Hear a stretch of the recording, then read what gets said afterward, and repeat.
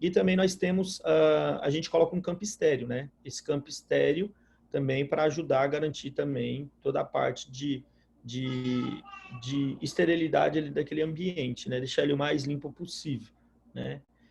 Toda a parte de paramentação, que vocês estão extremamente acostumados, quando vocês entram, principalmente parte do centro cirúrgico, né, que é o capote, né, utilizar propé, capote, toda a paramentação luva estéreo e assim por diante.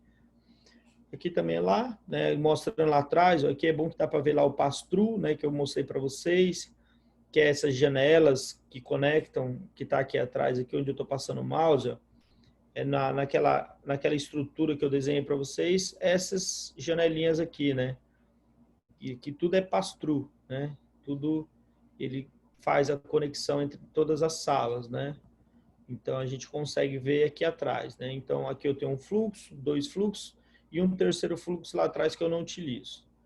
Você vê que os cantos não dá para ver direitinho, mas eles são tudo arredondados, abaloados, que isso é uma exigência para qualquer canto de ambiente hospitalar. A tinta, ela tem esse brilho, ela brilha, você vê que até o teto é abaloado, e ela brilha assim porque é uma tinta lavável, as paredes precisam ser lavadas. Então, tudo dentro daquilo que se pede para a gente ter um mínimo de qualidade, né, dentro do serviço, ok? Aqui também eu mostrei para vocês, que é a parte de controle de qualidade, que a gente chama de validação simultânea no processo, né? São meios de cultura, onde a gente, na hora de manipular a bolsa de nutrição parenteral, para garantir toda a segurança dela, a gente deixa essas placas de Petri aqui. Isso não é todo dia, pessoal, é no dia que você vai validar os processos. Todo dia você faz o controle de qualidade, que é colocar uma amostra e mandar para o laboratório. A parte de validação de processo, você, dentro da sua rotina de controle de qualidade, você estipula quantas vezes você vai fazer, né? Então, isso aqui é uma placa, um agar-sangue, depois manda-se para o laboratório para verificar, né, se houve crescimento ou não de algum micro-organismo, para ver se precisa fazer algum tipo de correção, né, em relação a garantir a qualidade. E aqui eu acredito que foi onde realmente nós paramos, né? A gente ia começar a conversar a partir daqui, então, onde a gente entra um pouco sobre a parte realmente de nutrição clínica. Quando a gente fala em nutrição clínica, a gente está estabelecendo critérios nutricionais dentro de uma avaliação clínica. Então, você quer levantar, né, dados, né, que possam verificar se o paciente tem algum grau de risco nutricional, né? Se o paciente tem, né, um risco nutricional leve, moderado, grave, algo nesse sentido. Então, mas só que nós, muitas vezes, achamos que o ato de comer, ele está ligado a um ato de se nutrir. E muitas vezes o ato de comer não traz ao nosso organismo aquilo que a gente precisa. Então, comer é diferente realmente de você se nutrir. Então, nem sempre o que você ingere, ele é nutritivo. Ele vai te promover uma nutrição, principalmente uma nutrição celular adequada. Nós sabemos que o nosso organismo, ele precisa de uma infinidade de substâncias, de nutrientes, que eles são extremamente importantes para o nosso processo de metabolismo. Então, nós precisamos de nutrientes. Nós não precisamos apenas de carboidrato, ou apenas de lipídio, ou apenas de proteína, né? Ou apenas de mineral. Nós precisamos de todos esses componentes dentro de uma plataforma equilibrada. Então, eu preciso de uma quantidade X de carboidrato diário, eu preciso de uma quantidade X de proteína diária, eu preciso de uma quantidade X de glicose diário, ou no caso de carboidrato, né? Eu preciso X de lipídio, 6 de lipídio, né? Ou seja, um ômega 3, 6, 9, seja qual tipo de lipídio for. Então, eu preciso de um equilíbrio. Agora, se nessa balança eu como muito lipídio e tenho déficit de proteína, eu vou ter problema em relação a isso, porque na hora que o meu organismo exigir proteína, eu não tenho. Eu tenho um excesso de lipídio, mas o excesso de lipídio não comporta proteína. Então, às vezes, eu tenho um excesso de carboidrato e tenho déficit de lipídio, e lipídio é importante. Eu preciso de gordura, né? Às vezes, eu tenho déficit de gordura, eu tenho déficit de proteína e eu tenho um excesso de carboidrato. Então, a glicose, normalmente, o paciente vai estar lá nas alturas. Então, nós precisamos de ter um equilíbrio em todos os nutrientes que estão sendo administrados. A nutrição parenteral, ela vem para trazer esse equilíbrio, né?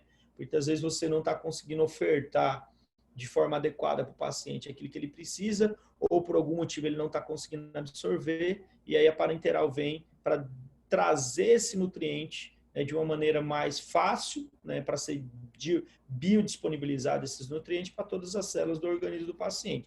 E a partir daí, muitas vezes aquele paciente, né, que estava com deficiências bem visíveis, como perca de peso, né, uma perca de massa magra considerável, no caso músculo. Imagine, um paciente que está no UTI, né, para você estubar o paciente precisa ter uma boa musculatura, o diafragma tem que estar funcionando. Então, ele precisa ter uma boa musculatura para ele ser estubado.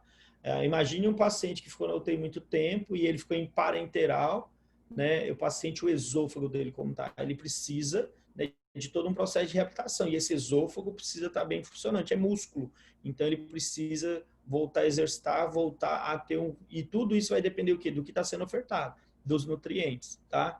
Então, se alimentar, tá entendendo? E se nutrir são duas situações bem diferentes, a gente precisa pensar. Quando a gente pega, né, hoje os nossos alimentos, né, que eu acho que a alimentação brasileira ela é uma cópia da alimentação americana. O Brasil ele não tem a gente fala comida típica brasileira, óbvio, nós temos a comida típica brasileira, mas o brasileiro não come a comida típica brasileira, o brasileiro come de tudo. Então o brasileiro hoje ele é muito fast food, então o brasileiro hoje ele tem uma pegada muito em relação aos Estados Unidos, copia muito a forma de viver, copia muito principalmente a alimentação, né? Então, a alimentação principalmente baseada em fast food e que muitas vezes não traz nutrientes que realmente aquela pessoa precisa. Então, não tem um equilíbrio. A pessoa normalmente... Então, quando esse tipo de paciente que tem uma má alimentação, ele adentra um hospital por uma internação, seja por um incidente, seja por agravamento de alguma patologia que ele tem crônica, ou mesmo seja para fazer uma cirurgia letiva, às vezes o paciente ele adentrou, você estava fazendo uma cirurgia de vesícula, um apêndice, né, fazer uma cirurgia em função de um apendicite. Então, o paciente adentra um hospital ou para fazer uma cirurgia plástica, né, parte mais de estética.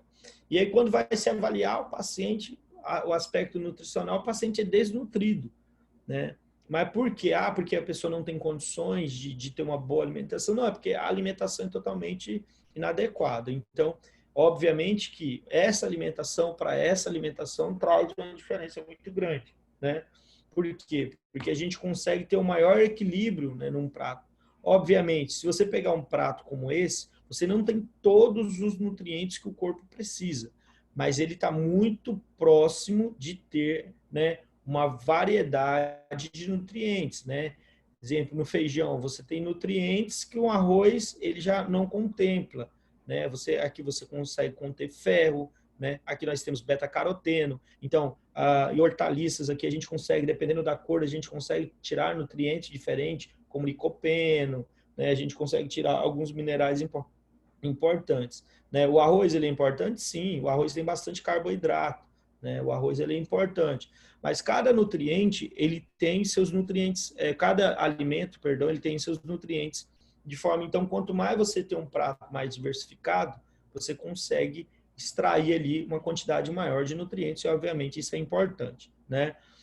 Hoje, a gente trabalha muito com a alimentação funcional, né? A alimentação hoje encapsulada. Então, lá no hospital, exemplo, quando você for, muitas vezes, adequar a alimentação de um paciente, precisar fazer uma suplementação, muitas vezes você vai fazer numa cápsula, você vai fazer uma suplementação oral. Exemplo, você consegue hoje pegar um sulfato ferroso, coloca numa cápsula e administra para o paciente. Então, você suplementou ferro. Você consegue pegar lá o cálcio e suplementar o cálcio. Você consegue pegar cálcio, vitamina D, zinco, magnésio, tudo numa cápsula, administrar para o paciente que está precisando, né? Você consegue em cápsulas, né, em parte de suplementação oral, você suplementar diversos nutrientes, que muitas vezes na dieta do paciente você não está conseguindo. Por quê? Um paciente hospitalizado, ele só entra em nutrição parenteral se ele não tiver via oral disponível para alimentação. A nutrição parenteral nunca vai ser a primeira escolha. Nunca é a primeira escolha. Ela sempre existe outras alternativas. A nutrição parenteral, ela requer um acesso, né? Então você vai precisar de um procedimento invasivo, você vai ter que colocar um catéter para fazer um acesso. A nutrição parenteral, ela vai administrar um nutriente diretamente na corrente sanguínea e, obviamente, se nessa administração tiver qualquer tipo de micro-organismo, é uma desvantagem, então você pode contaminar o paciente. Na nutrição parenteral, você deixa de utilizar a via normal, que é a via entérica, né? Porque o normal na nossa alimentação é colocar comida na veia? Não, o normal na nossa alimentação é deglutir. Então, você deixa que o paciente ele perca essa capacidade de deglutição e isso traz um monte de prejuízo. Então, a nutrição parenteral não é a primeira escolha. A nutrição parenteral é uma opção, uma ótima opção, uma importante opção para o quadro clínico específico de um determinado paciente, mas não é uma regra para todo mundo. Então, se eu posso, né, dentro de um equilíbrio, exemplo, melhorar a oferta de nutrientes para o paciente através do nutricionista, o nutricionista ele vai fazer esse equilíbrio. Então, o nutricionista vai estar lá no local onde está fazendo a dieta do paciente, o café, o almoço e a janta, e ele vai estar estabelecendo uma mudança de cardápio para esse paciente. E isso quem faz é o nutricionista. Não está alcançando, tá entendendo? Aí começa a suplementar em cápsula e aí vai fazendo as suplementações que forem adequadas. O paciente não tem a via, né, oral, né, em função de ele ter feito algum tipo de procedimento. Por exemplo, um procedimento cirúrgico de esôfago. Aí pode-se fazer uma jejunostomia, uma gastrostomia, né? Então pode-se verificar de uma outra forma a alimentação. Não está alcançando, a enteral não consegue alcançar, aí a gente pensa na parenteral. O que eu quero colocar aqui, a parenteral, para você chegar a optar pela parenteral, você tem critérios, não, ela não vai ser a primeira escolha. O paciente entrou no hospital, ele está com deficiência nutricional, eu entro com nutrição parenteral. Não, eu vou verificar a dieta dele, o nutricionista vai avaliar ele, vai verificar o melhor cardápio para ele, vai acompanhar, depois vai reavaliar e aí, se for preciso, outra forma de suplementação vai estar indicando. Mas a parenteral, ela fica ali, normalmente, para aqueles pacientes que realmente tenha a via oral, em função de alimentação, obstruída por alguma situação, seja uma cirurgia, um procedimento, algo desse sentido. Aqui nós temos os principais nutrientes aí que nós utilizamos em relação à nutrição parenteral, né? Nós temos aqui os principais nutrientes que nós utilizamos. Dentre eles, a gente divide basicamente em macro e micronutrientes, né? Os macronutrientes, nós temos as proteínas, os carboidratos e os lipídios, e dentro dos micronutrientes aqui os demais, as vitaminas, os minerais, os oligoelementos, que também são ofertados. Cada um tem a sua função, cada um tem a sua importância. Dentro de tudo isso, o que a gente acrescenta normalmente é água, né? A água ela pode ser acrescentada ou não, vai depender de acordo com o estado hídrico do paciente, né? A hidratação do paciente. Às vezes o paciente pode estar demasiado, às vezes o paciente pode estar desidratado. Então, baseado, se o paciente, né, ele está demasiado, eu vou retirar a água, né? Se o paciente está desidratado, eu posso dar uma oferta um pouco maior. Então, isso vai verificar como é que está a condição renal do paciente, né? Como é que está a depuração do paciente. Então, tudo isso vai ser avaliado para verificar se vai ofertar, vai fornecer água ou não, ou se você vai restringir a quantidade de água. Óbvio que uma pequena quantidade de água sempre é ofertada. Por quê? Porque todos esses nutrientes eles estão em seu estado líquido e nenhum deles é 100% concentrado. Eles são diluídos e eles são diluídos, obviamente, em água, ok? Então, dentro dos macronutrientes, a gente coloca aí proteínas, carboidratos, lipídios. Gente, proteína, nós não administramos a proteína pronta. Nós administramos aminoácidos, tá? Nós não administramos a proteína ela pronta. Você vai administrar em aminoácidos. Fale. Então, quando eu vou administrar para o meu paciente, eu não administro assim água, por exemplo, né? E a alimentação. Tipo assim, dando um espaço de tempo. É tudo junto ali. Tudo então, junto ali. essa nutrição passa, por exemplo, o dia todo. 24 horas. Agora, 24 horas. o que você pode acontecer também? Você pode estar ofertando, Luana, uma hidratação, alternando, né? ou não, uma hidratação fora a parte. Exemplo, o seu paciente está com um catéter da parenteral. No Sim. catéter da parenteral, ele recebe um volume hídrico. Mas você tem um outro catéter, um outro acesso periférico, onde ele está recebendo medicação e hidratação. Então, ali ele está recebendo um soro fisiológico e nesse soro fisiológico ou um soro glicofisiológico, ele está recebendo ali volume também hídrico. Então, você só tem que entender que ele está recebendo volume por duas vias. E você tem que, no final, quando você vai ver o volume de hidratação do paciente, você tem que juntar os dois. Então, você tem que ver esses dois. Pra não Mas exceder, né? Por quê? Professor, mas por que a gente não coloca tudo dentro da parenteral? Porque eu não coloco o medicamento na parenteral. Então, eu preciso de um acesso ali para o medicamento. E, normalmente, a gente usa o acesso da hidratação para o medicamento. Então, normalmente, você usa por ali. Então, você tem aquele acesso e você vai ter o acesso da nutrição. Então, não vai tudo na nutrição, né? Tem alguns medicamentos que nós podemos usar na nutrição. Aqui, eu não estabeleço. Aqui, a gente não usa, né? A gente foi um acordo usar fora parte. Então, a doutora Andresa não usa medicação na nutrição. Então, nós não utilizamos aqui e a gente fez esse acordo de não usar. Mas existe alguns fármacos que até podem ser adicionados e trabalhar com eles dentro da nutrição, mas a gente não trabalha. A gente faz uma via realmente para hidratação e uma via ali relacionada à nutrição parenteral. A nutrição parenteral serve também como hidratação, mas a outra via ali que está com soro normalmente se utiliza para hidratar e se utiliza também para poder fazer a infusão de medicamentos, certo? Entendi, professor. Então, e isso se aplica mesmo se o medicamento for, vamos por vitaminas, para complementar Não sei se meu Não. paciente... A parte de nutriente, tudo que for nutriente, você faz tudo na parenteral. Tudo na parenteral. Agora, o que pode acontecer? Muito importante a tua pergunta, sim. A bolsa pronta, Luana, aquela bolsa que vem comprada, que é o que você vai mais ver, é essa. Por quê? Porque a maioria dos hospitais não tem núcleo de nutrição para produzir lá dentro. Tem um núcleo de produção, mas que infunde as bolsas prontas, industrializadas. Ela não vem com vitamina. E ela não vem com vitamina e você não pode adicionar vitamina dentro dela. Você não pode romper e colocar lá dentro. Então, eu lembro, o senhor comentou isso semana passada. Aí você tem que fazer por uma via, né, à parte. Agora, a nutrição parenteral, que é artesanal, aquela que a gente fala que ela é produzida a partir da sua prescrição, exemplo, eu vou prescrever aquilo que você me pedir. Você vai falar, Rogério, eu quero isso, isso e isso. Eu falo, beleza, avalio, vi que você fez tudo bonitinho, vou lá e produzo aquilo que você me pediu para aquele paciente X. Aquele paciente que tem 45 quilos, que está desnutrido, está caquético, né? E aí nós estamos de olho naquele paciente, que é diferente de um paciente de 150 quilos, que ele tem outras carências diferente desse aqui. Então, nós vamos trabalhar separado. Então, a bolsa produzida artesanalmente, ela traz essas vantagens. Porque além de eu conseguir agregar todos os nutrientes ali, eu consigo estabelecer que cada paciente vai receber realmente aquilo que ele mais precisa. E eu vou tirar aquilo que ele tem excesso. Caso. Exatamente. Eu tenho um paciente hipertenso e o paciente hipertenso, o sódio dele está interferindo na pressão. Eu retiro o sódio. Eu tenho um paciente que o potássio dele está muito alto, eu retiro o potássio.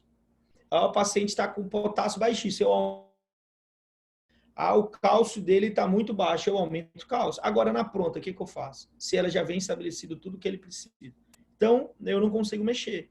Então, para esse paciente que tem excesso, ele vai continuar recebendo o sódio. Ele está com sódio em excesso, ele está recebendo. Então, fica muito difícil o médico trabalhar com a parenteral pronta, porque ela não traz, ela não deixa o médico realmente fazer esse ajuste. Para a maioria dos médicos, acha cômodo, porque ele não precisa saber prescrever, ele não precisa saber calcular, ele não precisa saber avaliar, ele só pega e manda instalar. Mas não é o melhor para o paciente, está longe de ser o melhor para o paciente. Então, por isso que todo hospital ele precisa ter um médico que entenda de nutrologia. E, de preferência, obviamente, um nutrólogo, uma pessoa especialista da área. Mas, se não tiver, algum médico que tenha conhecimento para poder fazer esses ajustes. Mas dentro ali do que eu estava colocando, dos macronutrientes, eu ia fazer a pergunta, pessoal, quais são as funções? Exemplo, eu vou administrar ali um macronutriente. Eu vou administrar, no caso, proteína. No caso, eu não administro a proteína pronta, eu administro aminoácidos, que esses aminoácidos, né, eles vão formar as proteínas. Qual a função desses aminoácidos no nosso corpo? O que eles vão ajudar? Por que eu administro aminoácidos para o meu paciente? Quais serão as vantagens que ele vai trazer? Fazer o metabolismo dele responder aquilo, lidar com aquilo, porque se der um nutriente já pronto, talvez o organismo não consiga metabolizar ele. Não sei. Exemplo, Seria assim, para Luana, síntese proteica. vai fazer síntese proteica. Então, assim, exemplo, o seu organismo, ele vai pegar aquele aminoácido e ele vai utilizar para aquilo que ele acha mais importante, né? Então, se o organismo tem algum tecido se regenerando, ele vai usar aquilo ali para fazer aquela replicação em divisão celular. Então, ele vai fazer a multiplicação tecidual. Então, ele vai fazer mitose. Então, ele vai trabalhar, ele vai usar a proteína para o quê? Material genético, DNA, RNA. Então, Ele vai tudo que for estimular a necessário. Isso. Se tem um paciente que ele está extremamente caquético, astenia, paciente, né, musculatura foi embora, está ali muito tempo, vai fazer massa muscular. Então, tem um fisioterapeuta ali estimulando aquele músculo, o fisioterapeuta está trabalhando aquele músculo, e a partir do momento que o fisioterapeuta está trazendo estímulo naquele músculo, agora eu tenho uma oferta do quê? De nutrientes que vão fazer ali uma hipertrofia, que vão aumentar a massa muscular ali. Mas não adianta o fisioterapeuta estar fazendo o trabalho dele e movimentando aquele paciente que está ali no leito e tentando restabelecer ele, se eu não tenho nutrientes. Não adianta. É a mesma coisa você ir para a academia e você querer fazer hipertrofia e você não se alimenta nada de proteína. A sua dieta zero proteína. Como é que você vai fazer hipertrofia muscular sem proteína? Você rompe fibra, depois você não consegue ali, né, fazer construção muscular. Então, não vai adiantar de nada. Então, é a mesma coisa. O paciente está lá, a partir do momento que você está estimulando aquele paciente, o fisioterapeuta está ali reabilitando, ele precisa que o médico prescreva uma oferta adequada de aminoácidos. E a partir desse momento, o organismo vai utilizar esses aminoácidos realmente para fazer hipertrofia. Então, nossa musculatura, seja musculatura lisa, seja musculatura esquelética, seja musculatura cardíaca, né, DNA, RNA, proteínas de transporte, proteínas inflamatórias, proteínas de membrana. Nosso corpo, gente, tem proteína em todo lugar. Nosso cabelo é proteína pura, né? Nossas unhas são proteína pura, né? Então, a gente tem muita queratina, né? E tudo é proteína. Então, assim, nós precisamos de uma ingesta diária satisfatória, bem satisfatória, né? Em torno aí de 1,2 gramas quilo de proteína a gente precisa no mínimo, né, por dia, né? Vai depender, obviamente, de cada um, mas em torno de 1,2 a 2 gramas dia de proteína, mais ou menos, a gente precisa por quilo, né? Por quilo, tá? Então, aí a gente tem que mais ou menos avaliar o peso do paciente e fazer os cálculos. Mas isso, essa parte de cálculo a gente vai colocar mais à frente, tá? O segundo lá, nutriente que eu coloquei dentro dos macronutrientes, nós temos lá também os carboidratos, né? Qual é a função? Exemplo, por que a gente precisa ofertar carboidrato? Qual a função de eu estar administrando carboidrato, carbono hidratado para o meu paciente? E aí, pessoal? Me ajudem. Bioquímica. Como é que é o nome da professora de bioquímica de vocês? A Produção de Leila, né? energia, né, professor? Hã? Produção de Energia, né? energia. ATP, Exatamente, né? A gente precisa de energia. Então, professor, mas se o paciente for diabético? O diabético também precisa de energia, né? Ele precisa de energia também. Todo mundo precisa de energia. Então, todo mundo precisa de carboidrato. O que eu preciso é equilibrar. Eu preciso saber quanto cada um precisa, né? O quanto que cada um precisa receber de energia, tá? Porque energia em excesso não faz mal. Energia em excesso faz mal, né? E também diminuindo também faz mal. Então, na verdade, ela é uma fonte de energia. Lembrando que a glicose é uma fonte de energia. Eu preciso dela para produzir energia. A partir da glicose, nós produzimos ATP, né? Professor, mas nós temos outras fontes também. Temos outras fontes. Nós temos lipídio, nós temos proteína.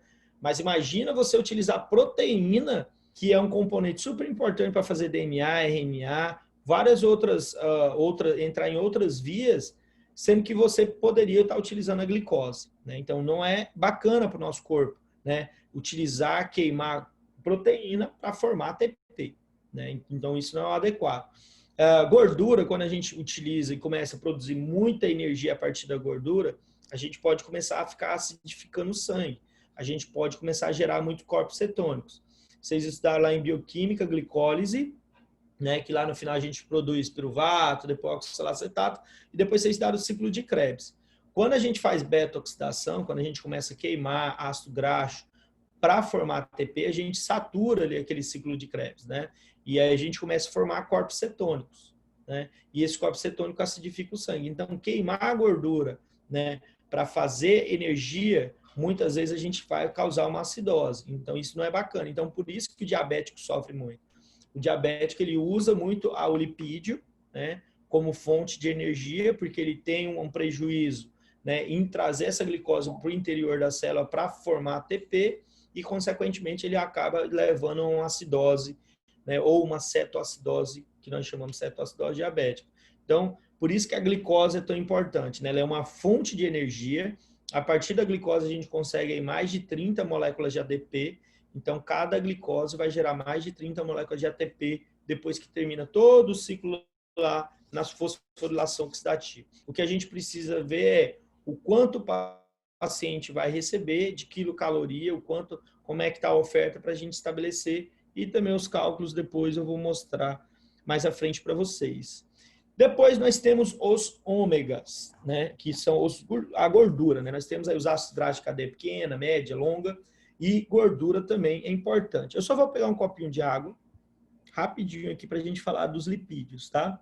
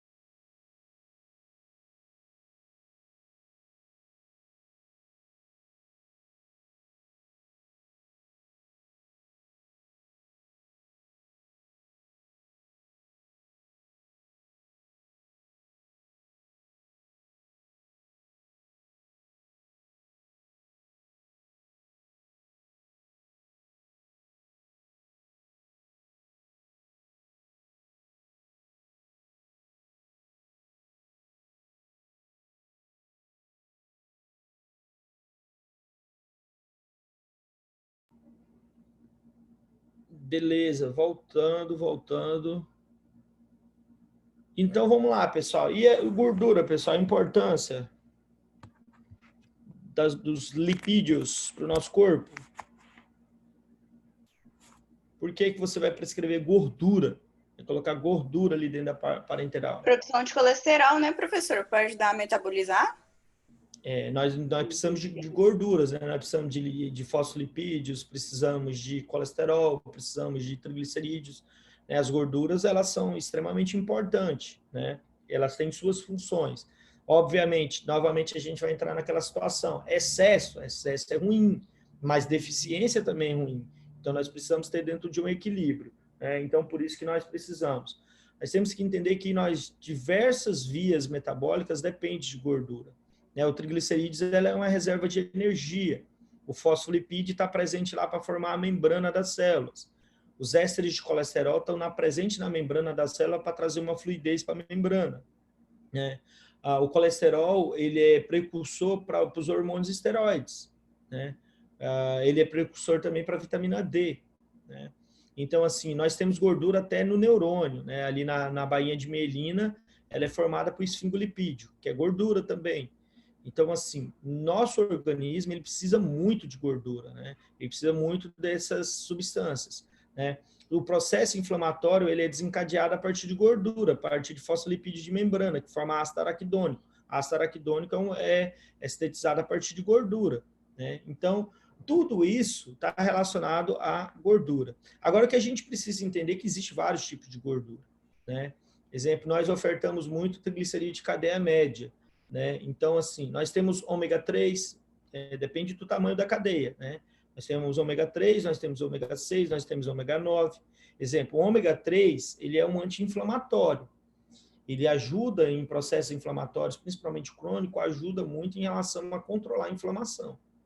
Já o ômega 6, se você começa a administrar muito ômega 6, ele é um pró-inflamatório.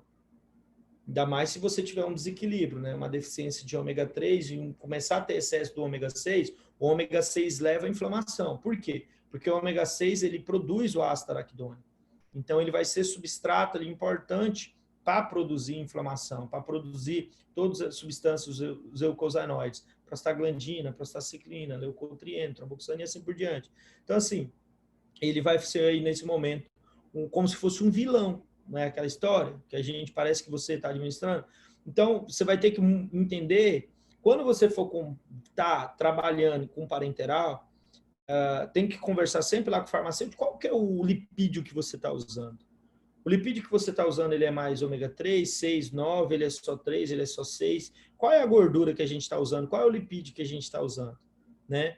E aí ele vai passar para você a porcentagem, o que vem, triglicéridos de cadeia média, cadeia longa, ele vai estabelecer. E aí você vai ver se para aquele perfil de paciente que você tem, se é interessante usar ou não. Porque se o paciente está extremamente inflamado, imagina, a Luana tem lá um paciente politraumatizado. Paciente politraumatizado, ele está inflamando? Óbvio, o cara está todo arrebentado, tecido tudo lesado, ele está num processo inflamatório altíssimo. Como eu vou ofertar uma substância que possa inflamar mais ainda o organismo dele? Não vou fazer isso. Então, para aquele paciente ali, eu tenho que tomar cuidado, porque a substância vai ser mais prejudicial que vai trazer auxílio. É um paciente queimado, né? Então, eu tenho que ter esses cuidados. Eu tenho que saber quando ofertar, quando não ofertar, né? Exemplo, eu tenho lá um paciente que tem esteatose. O fígado do paciente totalmente gorduroso, né? O paciente está com esteatose. E aí eu vou ofertar gordura? Então, assim, é isso que eu preciso, né, fazer o controle, equilíbrio do paciente. Eu preciso ter resultados de exames, eu preciso fazer uma evolução clínica boa do paciente, eu preciso estar de olho no que o nutricionista está evoluindo, para mim saber o que vai ser melhor para o paciente, o que eu vou prescrever, o que eu vou aumentar, o que eu vou diminuir, o que eu vou retirar, né?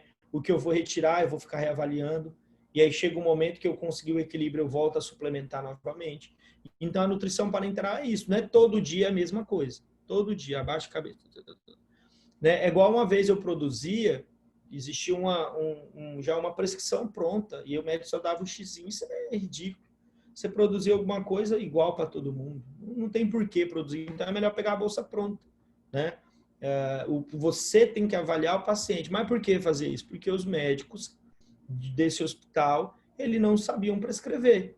Então, eles colocavam um xizinho lá e só optavam por um estilo de bolsa e pronto. Então, assim, tem que saber prescrever. O hospital tem que ter um médico que saiba avaliar o paciente e prescrever a nutrição parenteral de acordo com cada nutriente.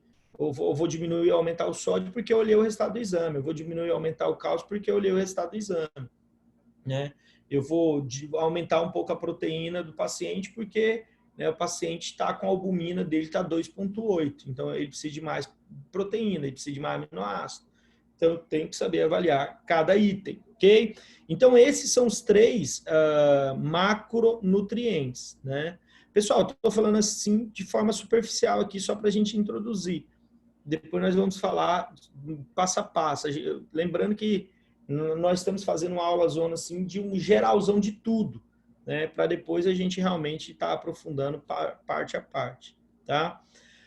Então, esses são os 3 macronutrientes, né, principais aí que nós temos na parenteral, certo? As proteínas, que na verdade a gente oferta na forma de aminoácidos, os carboidratos, que nós ofertamos o carboidrato glicose, né, lipídios, né, que nós ofertamos também.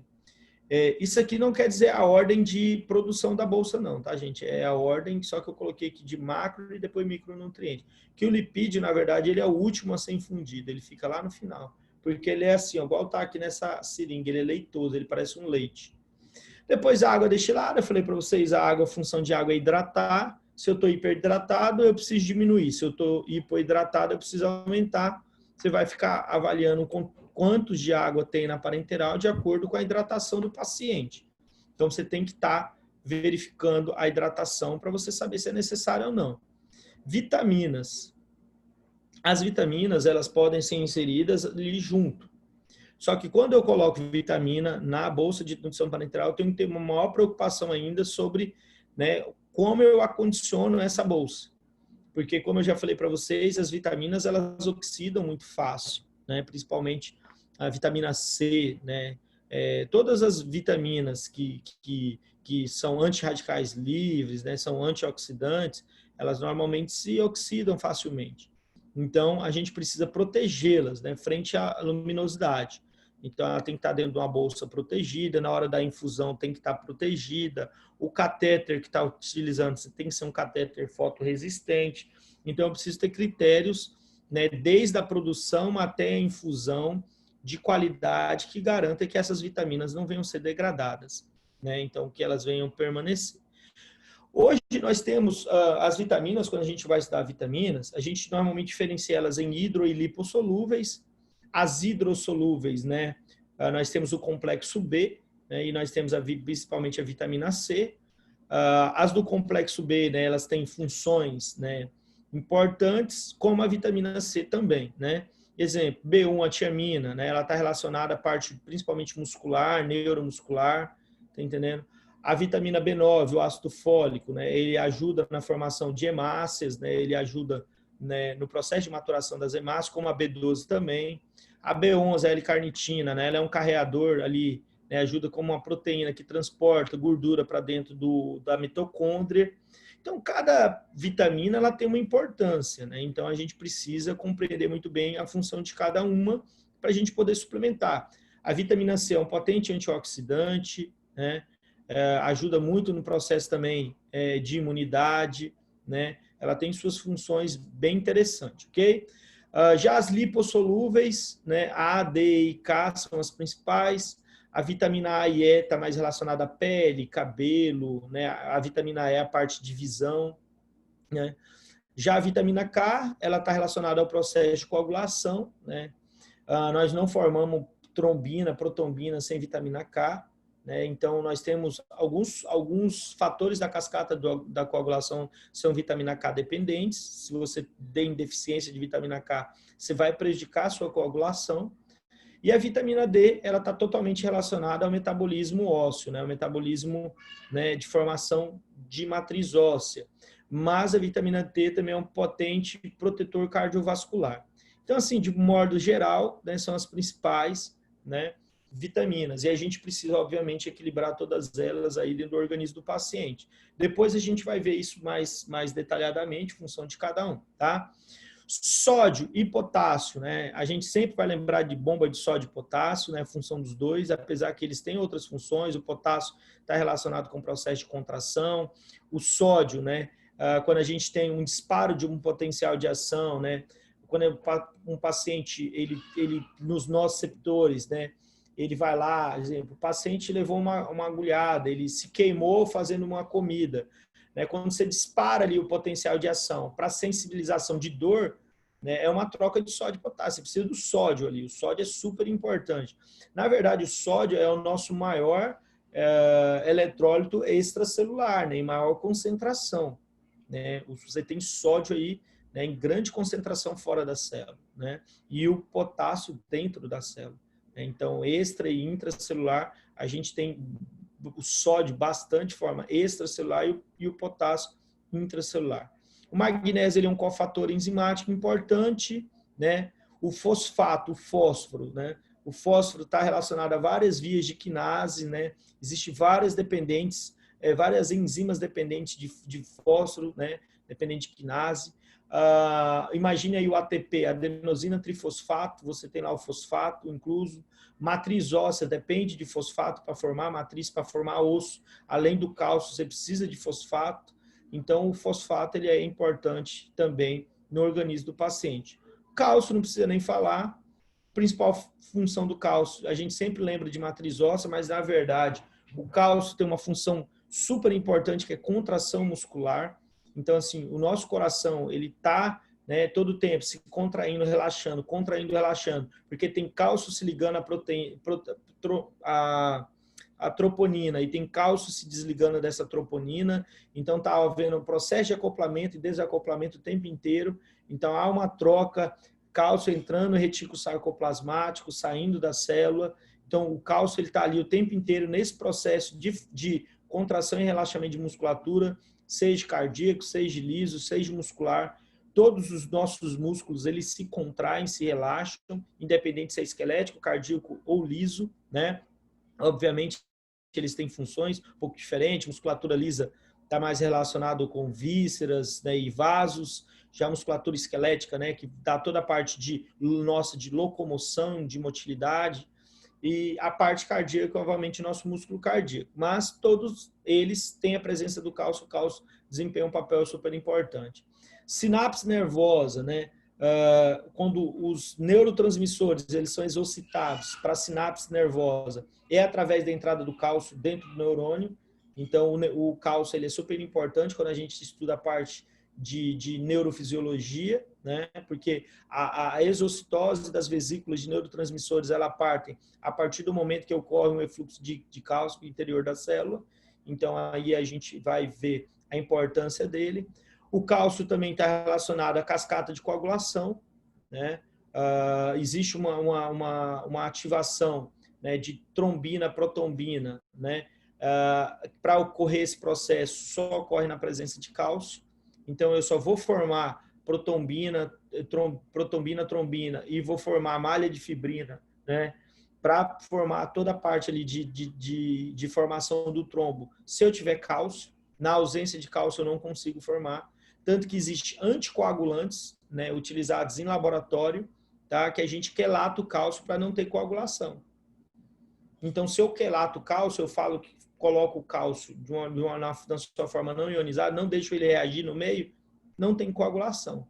Então, o cálcio é super importante para a coagulação. Então, ele tem um monte de função. Então, por isso que eu preciso, obviamente, né, tá ali avaliando, né, as concentrações de cálcio do meu paciente. E, por último, aí os oligoelementos, né? Os oligoelementos, eu tenho lá zinco, manganês, cobre, cobalto, e eles, selênio, e eles são importantes, né? São micronutrientes, são classificados como metais, e eles em concentrações um pouco aumentadas, ele pode causar toxicidade por metal pesado e pode causar prejuízo para o paciente.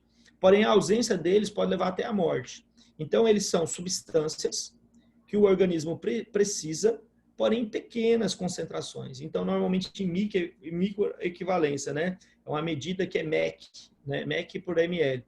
Então, assim, a gente precisa de concentrações bem pequenas, tá? Mas nós precisamos, né? Então, por isso que nós ofertamos através de ampolas, que nós chamamos de ampolas de oligoelementos.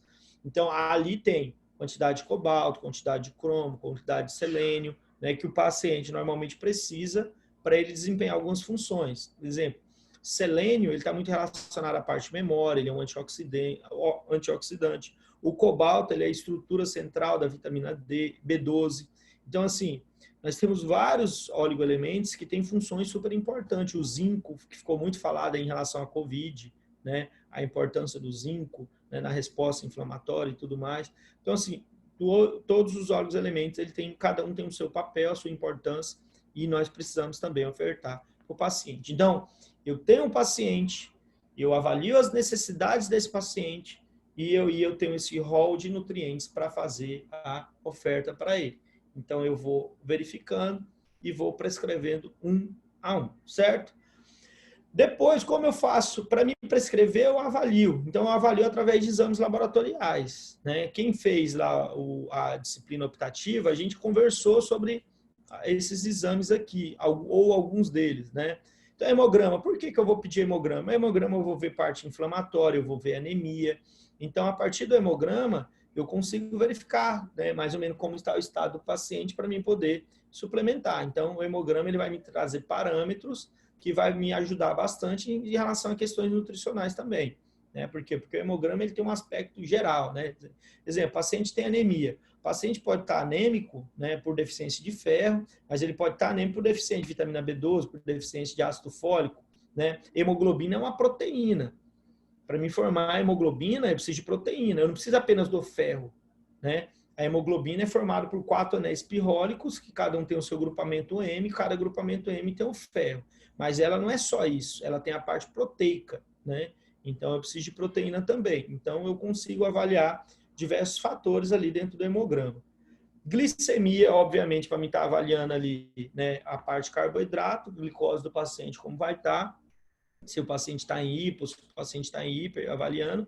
A parte de gordura, colesterol, triglicerídeos, posso estar avaliando as frações também, né, as lipoproteínas, LDL, VLDL e HDL, ok? Para verificar como é que está a parte de gordura do paciente. Hemocultura é importante, às vezes o paciente que está hospitalizado e às vezes está em parenteral, é interessante sempre fazer hemocultura. Por quê? Porque o paciente está com a via ali, né, uma porta de entrada ali, aquele catéter. Né? E se caso haver alguma contaminação e você, a hemocultura cresceu, né, então você consegue identificar muitas vezes precoce e entrar com antibiótico no paciente. Então, né, se você está acompanhando o paciente, você conseguir verificar uma bacteremia de forma bem precoce, você pode evitar uma sepse no paciente. Glicosúria, né, glicose na urina, né, já estourou o linear renal aí, obviamente essa glicose vai estar aumentada no sangue, então é interessante aí avaliar para diminuir a oferta de glicose. Dosagem de proteínas, né, então eu preciso estar dosando diariamente proteína, né, do paciente, eu vou dosando as proteínas para verificar a necessidade de eu estar aumentando, né, a quantidade de aminoácidos para o paciente. Né? Normalmente a gente pede proteína total e frações. No resultado da proteína total e frações vem albumina, vem globulina e vem a relação albumina-globulina. Né? Então, vem os resultados. E aí, se eu tenho lá, exemplo, albumina baixa, né? Então eu preciso de mais proteína. Né? Eu preciso de mais aminoácidos para formar mais albumina. Né? Lembrando que a albumina ela é uma importante proteína de transporte. E ela também está totalmente relacionada com o equilíbrio osmótico ali do nosso sangue, do nosso plasma. Ela é uma macromolécula, o declínio dela traz um desequilíbrio ali coloidal muito grande em relação, né, à parte de líquido vascular, líquido intersticial. E aqui, por último, o balanço hídrico. Né? Todos os dias, principalmente paciente de TI, né, é rigorosamente feito um balanço hídrico, o que foi ofertado de água, o que o paciente depurou, né? É feito todo esse equilíbrio para ver toda a parte de hidratação do paciente. Então, basicamente, os exames e os nutrientes, né? A gente tem lá todos os dados que nós já conversamos aqui, da avaliação nutricional, que o nutricionista levantou como dado. Você, como médico, vai verificar todos os dados, índices antropométricos, IMC, prega cutânea, peso do paciente, altura, né? Vai pegar toda a evolução do paciente, o que ele está recebendo de dieta, vai olhar todos os resultados de exame e aí você vai ver as necessidades dele, certo? E aí você vai enquadrar as necessidades do paciente, tranquilo? Então, basicamente, é assim que a gente faz todo o processo de avaliação. Tranquilo até aqui, gente? Muita dúvida, pouca dúvida, nenhuma dúvida? Tá todo mundo dormindo ou tá todo mundo acordado? Pergunta até aqui? Só a Luana falou na aula hoje, Não, hein? professor, tá tranquilo. Professor. Uma estrelinha para a Luana, acordado. o restante está todo mundo com falta. Pedro com falta, todo mundo com falta. Ô, louco, professor. Tô aqui Ô, só. louco, vamos aprender, Oi, tô professor. aqui. Olha só. Aí eles mandam mensagem, um começa a ligar, pô, tá, acorda, gente. Pelo amor de Deus, Bom professor. dia. Isso aí não acontece não, professor. Não acontece, né, Henrique? Acorda, Não. gente, o professor tá fazendo chamada. O professor tá fazendo chamada. Não, isso aí não Não tem, acontece. não? Todo mundo Ixi, vidrado aqui. Nossa, que maravilha, hein? E aí, Tuane? Bom dia, Tuane. Bom dia, professor. Dúvida, Tuane? Até aqui tranquilo, né? A introdução tá bem tranquila, né? Sim, bem legal. Tô gostando. Eduarda. Bom dia, Eduarda. dia, professor. E aí, como é que tá? Tudo bem, e você? Eu tô ótimo, tá tudo sob controle. Ai, que bom. Pessoal, então, olha, agora nós vamos lá, deixa eu compartilhar só para mostrar para vocês. Agora nós vamos entrar realmente na parte que, obviamente, para vocês é mais importante, né? Óbvio que eu venho falando aqui já dos critérios médicos, mas agora a gente vai falar o que a portaria fala em relação ao médico, né? Qual é a função do médico na equipe? Eu já estou falando, prescrição, avaliação, já venho falando aqui, mas eu vou pegar aqui para vocês realmente na portaria, o que a portaria fala. Depois a gente vai falar um pouquinho da enteral, certo? Para aí a gente entrar mesmo na parte de nutrição clínica, que eu quero aí recapitular um pouquinho de bioquímica com vocês, ver função de cada nutriente, porque no final do curso a gente já vai estar falando sobre cálculos, fazendo alguns casos clínicos na área de nutrição, né? Pegar alguns pacientes que eu tenho lá no hospital, algumas evoluções lá e tentar trazer aí para conversar com vocês. Depois eu vou mostrar aqui os rótulos. Esses aqui são os rótulos que eu tanto falo. Só tampei aqui o nome, obviamente, do paciente, né, para não expor o nosso querido paciente. E isso aqui é um rótulo de parenteral. É dessa forma que eu produzo, né? Você vê que no final vem lá o nome dos farmacêuticos, né? O Fabrício é um amigo nosso que trabalha lá com a gente. Não tem problema expor o nome dele, é funcionário público. Funcionário público é exposto, né? A gente trabalha lá no setor. Isso aqui é um rótulozinho, tá? Depois a gente vai aprender isso aqui, ó, como a gente, né, colocar o volume, né, cálculo de massa, quilocaloria e osmolaridade, né, que é super importante, né, a gente estabelecer para o paciente todos esses. Isso aqui são rótulos, né? São os rótulozinhos que eles vão, tá? Mas mais para frente eu vou mostrar tudo para vocês, tá? Pessoal, hoje eu vou ter que sair, eu tenho um compromisso 11h30, mas na próxima aula a gente vai dar continuidade. Gente, alguma dúvida? Sério mesmo, não tem nenhuma perguntinha? Nada? Tranquilo? Tá Na de aula de boa, hoje? senhor. Lembrando que depois nós vamos falar de cada nutriente daquele ali de forma bem detalhada, tá? Eu só dei uma introdução, mas a gente vai pegar uma a uma vitamina, B1, B2, B3, B4, todo o complexo B, as 12, porque as 12 são importantes. Nós vamos pegar a função de cada uma, vamos destrinchar tudinho, para que vocês consigam entender. Nós vamos pegar também aminoácidos essenciais, aminoácidos não essenciais. Vocês vão ver que às vezes tem um paciente que precisa de um aminoácido, né, específico, porque aquele aminoácido ajuda, exemplo, no processo de cicatrização. Tem uma paciente lá com a úlcera e uma úlcera de pressão, né? Paciente com escara. Aí o paciente está lá no leito e ele precisa de determinados nutrientes para melhorar aquele aspecto do paciente. Então, a gente vai ver que existe alguns aminoácidos que são extremamente específicos, né, para determinadas situações, como processo de cicatrização, processo inflamatório, assim por diante. Beleza? Gente, até mais tarde. Hoje nós temos aula, né? Em relação à nossa avaliação... Hoje. Uma prova bem top, né? Não. A gente vai fazer vai ser o trabalho na BNT, aquela mesma linha que a gente vinha fazendo? Vai, e gente, ó, semestre passado, em análise, teve gente que falou assim, eu fiquei com 7. Não, você ficou com 7 porque eu fui, assim, maravilhoso, bicho, eu fui muito bacana. Mas, assim, eu pedi um trabalho para valer nota, gente, valer uma nota, né? N1, N2. Eu já estou passando trabalho na optativa para ajudar vocês, porque eu sei que vocês têm muitas matérias, né? As matérias aí da cadeira obrigatória já pesavam. Exemplo, farmaco, que a gente tem. Mas aí a pessoa pegou, fez uma folha para mim, colocou o nome lá em cima e escreveu dentro de uma folha. Quem fizer isso, gente, vai levar um 2, um 3, um 4, tá? Então é para fazer um trabalho. Eu vou passar para vocês já essa semana para fazer, tá? Então, assim, mas para fazer um trabalho decente, tá entendendo? Não é puxando o saco, mas a Tuane fez um trabalho bem legal, alguns fizeram. Eu tô lembrando dela aqui, eu não lembro todos de cabeça. Mas eu lembro que ela fez um trabalho, até elogiei ela no dia, né? Ela fez um trabalho bem bacana, principalmente da N1. Né? Ficou um trabalho bem bacaninha, bem legal. E, gente, isso conta para vocês, pessoal. Eu acho que, assim, da mais optativa, a de exames e essa, eu não vi, eu peguei a grade de vocês, né? Todinha. Né? Quando a doutora Conceição pediu, Rogério, o que você acha de matérias, né, que a gente pode introduzir como optativo? Na época eu dei essas 2 dicas para ela, né? Eu falei da de nutrição, de exames que eu não tinha enxergado, e uma que era farmacologia clínica. Tanto que ela pediu agora para me colocar até a farmacologia clínica. Eu falei, professor, eu acho que a nutrição é mais importante, porque eu já dou farmaco para eles e nós já trabalhamos com caso clínico. Então, eles já vão sair com a noção boa de farmaco para ir para o 4º ano. Agora, exames e nutrição, eles não veem praticamente nada. E aí você chega lá no 4º ano, que você já está na clínica, continua rodando, e aí você vê lá, pega uma prancheta, vê um hemograma, não sabe nem o que é.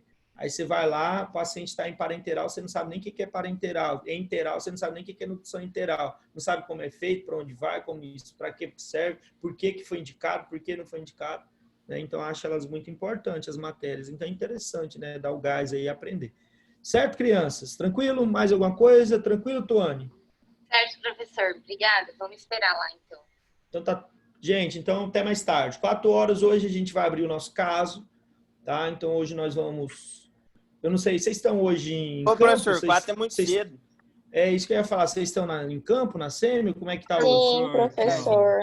Que hora que vocês vão chegar? Não é meia-noite não, né, Ana? Das 2 às 4, professor. Mas aí, geralmente... Quando for umas 4h30, então a gente consegue. Hoje vai ser tranquilo, que hoje é abertura. Hoje eu só vou abrir e colocar tópicos, né? Mas a gente vai realmente fazer uma aula expositiva, como eu venho fazendo com vocês, na próxima, né? Que é a nossa aula de quinta-feira. Então, hoje a gente vai fazer a abertura, eu vou passar para vocês o que nós vamos ter que estudar no caso 6, para que na próxima aula aí sim eu vou destrinchar e aí a gente vai, né, dar uma destrinchada aí na matéria realmente. Tranquilo? Beleza, era isso que eu ia perguntar, o que a gente ia estudar, mas cenas do próximo. Se você, a gente vai estudar, igual eu falei para vocês, parte de distúrbios hematológicos. Então, a gente vai ver distúrbio hematológico tanto relacionado à parte de anemias, como a gente vai ver em relação à coagulação. Então, a gente vai ver coagulação e anemia. Então, a gente vai ver lá... A gente vai estudar o ciclo lá, né, da coagulação, né? A cascata de coagulação, porque a cascata de coagulação a gente sabe que é um terror, gente. É um terror para todo mundo. É difícil ela, né? Ela não é tão simples de compreensão. A via intrínseca, via extrínseca e os fatores que são comuns às duas vias, né? Mas nós vamos dar principalmente os fatores principais. Exemplo, onde a heparina atua? A heparina atua na antitrombina 3. Então, nós vamos ver. O varfarina, que são os cumarínicos. Os cumarínicos, eles são, né, agem sobre a vitamina K. Né, eles interferem sobre a vitamina K. Então, eles vão interferir sobre todos os fatores de coagulação vitamina K dependente. Aonde age o ácido acetil salicílico? Aí ele já age sobre tromboxana 2. Porque ele inibe de forma irreversível a ciclooxigenase 1 plaquetária. O clopidogrel. Então, a gente vai estabelecendo onde os medicamentos agem dentro dessa via de coagulação, certo? Mas a gente vai estar conversando bonitinho. Tem tempo, gente, tem tempo. Beleza, próximo. Obrigada. Tchau. Valeu, professor. Um abraço. Valeu.